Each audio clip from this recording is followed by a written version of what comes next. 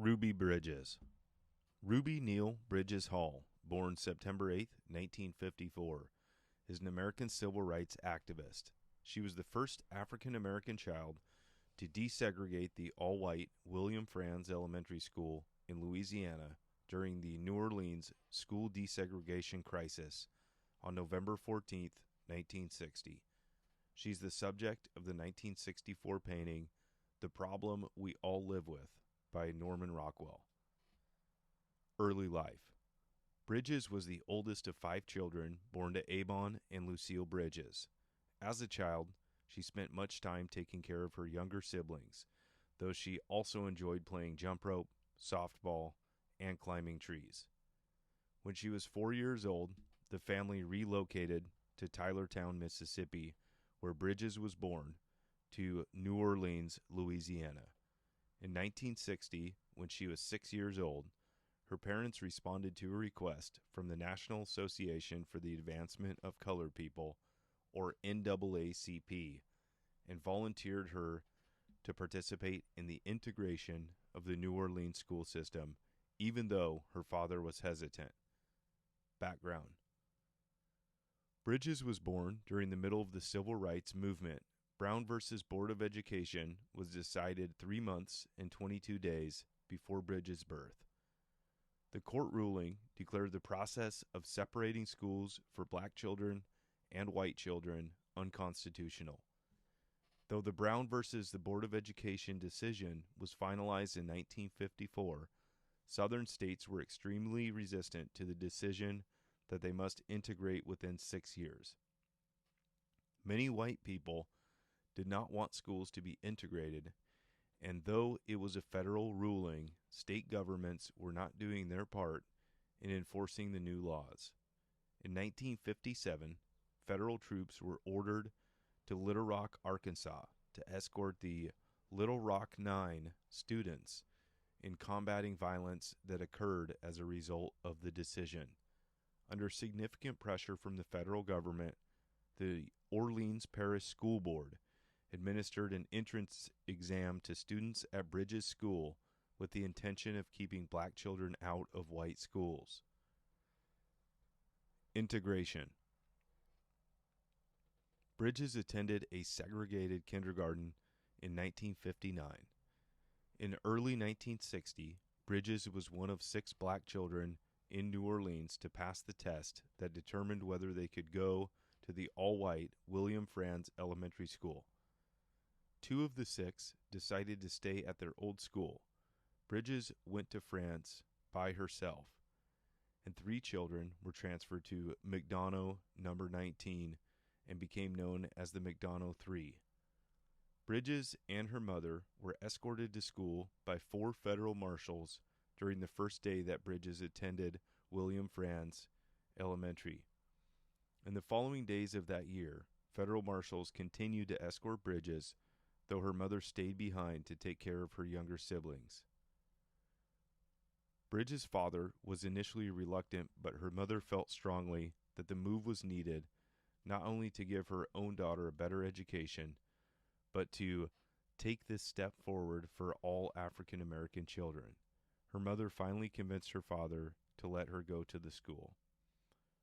Judge J. Skelly Wright's court order for the first day of integrated schools in New Orleans on Monday, November 14, 1960, was commemorated by Norman Rockwell in the painting The Problem We All Live With, published in Look magazine on January 14, 1964. As Bridges describes it, driving up, I could see the crowd, but living in New Orleans, I actually thought it was Mardi Gras. There was a large crowd of people outside of the school. They were throwing things and shouting, and that sort of goes on in New Orleans at Mardi Gras. Former United States Deputy Marshal Charles Burks later recalled, "She showed a lot of courage. She never cried. She didn't whimper. She just marched along like a little soldier, and we are all very, very proud of her." As soon as Bridges entered the school, white parents pulled their own children out. All the teachers, except for one, refused to teach while a black child was enrolled. Only one person agreed to teach Bridges, and that was Barbara Henry from Boston, Massachusetts. And for over a year, Henry taught her alone as if she were teaching a whole class. That first day, Bridges and her mother spent the entire day in the principal's office. The chaos of the school prevented their moving to the classroom until the second day. On the second day, however, a white student broke the boycott and entered the school when a 34-year-old Methodist minister, Lloyd Anderson Foreman, walked his 5-year-old daughter Pam through the angry mob, saying, "I simply want the privilege of taking my child to school." A few days later, other white parents began bringing their children, and the protests began to subside. Yet still, Bridges remained the only child in her class, as she would until the following year. Every morning, as Bridges walked to school, one woman would threaten to poison her, while another held up a black baby doll in a coffin. Because of this, the U.S. Marshals dispatched by President Eisenhower, who were overseeing her safety, allowed Bridges to eat only the food that she brought from home. Child psychiatrist Robert Coles volunteered to provide counseling to Bridges during her first year at France. He met with her weekly in the Bridges home, later writing a children's book, The Story of Ruby Bridges, to acquaint other children with Bridges' story. Coles donated the royalties from the sale of that book to the Ruby Bridges Foundation to provide money for school supplies or other educational needs for impoverished New Orleans school children. The Bridges family suffered for their decision to send her to William Frantz Elementary. Her father lost his job as a gas station attendant. The grocery store the family shopped at would no longer let them shop there. Her grandparents, who were sharecroppers in Mississippi, were turned off their land, and Avon and Lucille Bridges separated. Bridges has noted that many others in the community, both black and white, showed support in a variety of ways. Some white families continued to send their children to France despite the protests. A neighbor provided her father with a new job, and local people babysat, watched the house as protectors, and walked behind the federal marshal's car on the trips to school. It was not until Bridges was an adult that she learned that the immaculate clothing she wore to school in those first weeks at France was sent to her family by a relative of Coles.